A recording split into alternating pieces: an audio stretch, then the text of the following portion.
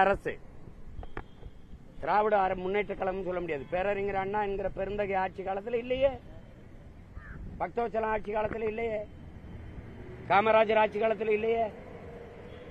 அப்போ கேட்டா அது சுத்தி கற்பூரம் தீரியும் போது கையில எதுக்கு கற்பூரத்தை வச்சுக்கிட்டு இருக்கு, எப்படி இருக்க முடியுங்கிறது.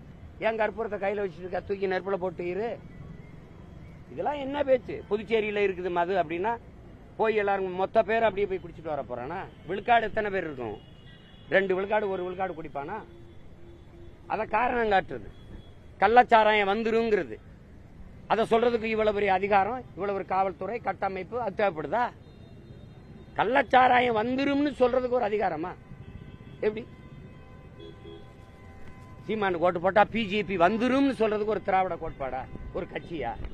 வர விடமாட்டோம்னு சொல்றதுக்கு தான் கட்சி அதிகாரங்கள் தேவைப்படுது, தலைமைகள் தேவைப்படுது.